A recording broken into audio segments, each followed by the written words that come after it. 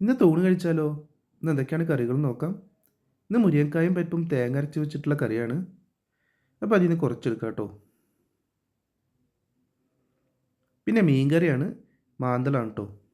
ചെറിയ മാന്തളാണ്. ഇരുമ്പാമ്പുളിയൊക്കെ ഇട്ടിട്ട് വെച്ചിട്ടുള്ള കറിയാണ്. അപ്പോൾ അതിൽ നിന്ന് കുറച്ചെടുത്തിട്ട് ചോറിൻ്റെ സൈഡിലോട്ട് ഒഴിക്കാം കേട്ടോ. പിന്നെ മീൻ വറുത്തുണ്ട്. മാന്തളാണ്.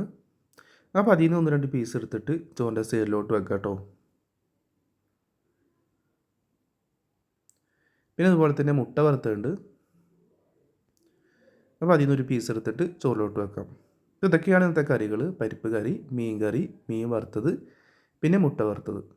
ഇപ്പോൾ കഴിച്ചു തുടങ്ങിയാലോ?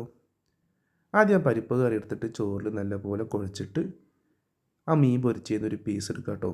ചെറിയ മാന്തളാണ്, പക്ഷേ ഫ്രഷാണ് കേട്ടോ. അപ്പോൾ അതിൽ നിന്നൊരു പീസ് എടുത്തിട്ട് ചോറ് നല്ലപോലെ കുഴച്ചിട്ട് കഴിച്ചു നോക്കാം കേട്ടോ. സംഭവം അടിപൊളിയാണ്. നല്ല ടേസ്റ്റ് ഉണ്ട് കഴിക്കാനായിട്ട്.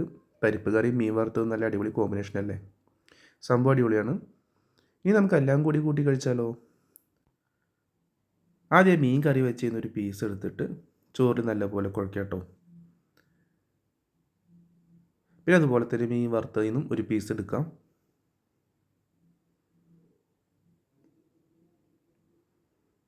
ഇനി എല്ലാം കൂടി കുഴച്ചിട്ട് കഴിച്ചു നോക്കാം കേട്ടോ.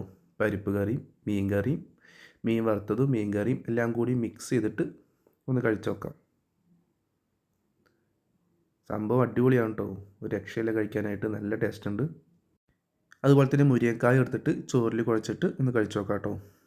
ഇതാണ് ഇന്നത്തെ വീഡിയോ. ഇഷ്ടപ്പെട്ട് കഴിഞ്ഞാൽ ലൈക്ക് ചെയ്യുക, സബ്സ്ക്രൈബ് ചെയ്യുക, സപ്പോർട്ട് ചെയ്യുക. അടുത്ത വീഡിയോ ആയിട്ട് നാളെ കാണാം.